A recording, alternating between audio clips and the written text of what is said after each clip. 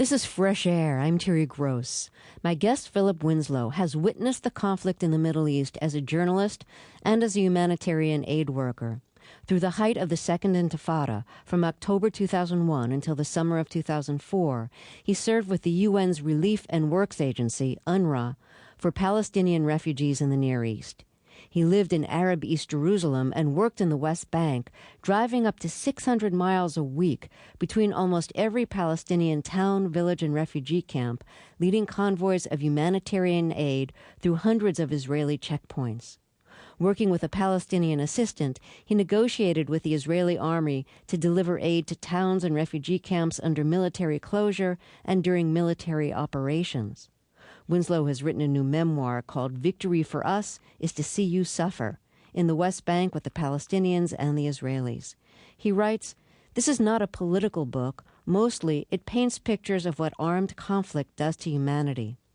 I try to show what happened to both peoples. However, I worked for an international agency tasked with aiding Palestine refugees, so most of my time was spent on the Palestinian side of the lines." Winslow has been a foreign correspondent for more than 20 years and has worked for the Christian Science Monitor, the Toronto Star, and the CBC, the Canadian Broadcasting Corporation. Philip Winslow, welcome to Fresh Air. You arrived in the West Bank to work for the UN Relief and Works Agency when the Second Intifada was already in its second year.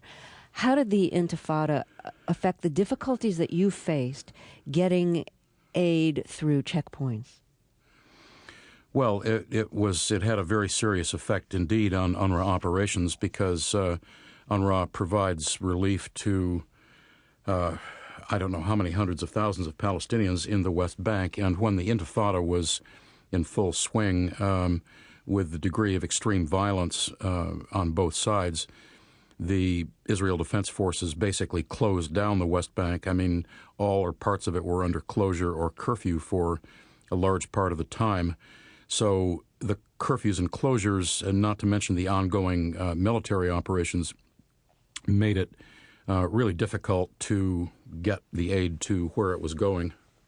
What were some of the typical problems you'd run into at checkpoints? Well, they were multiple checkpoints. I mean, I suppose the overall one was one of general access. Just a bit of background, if I may. UNRWA has been operating in the West Bank, Gaza Strip, Syria, Jordan, and Lebanon since 1950. And because it's been around so long, it's kind of, you might say, become part of the regional furniture. And UNRWA, as an agency, has about 28,000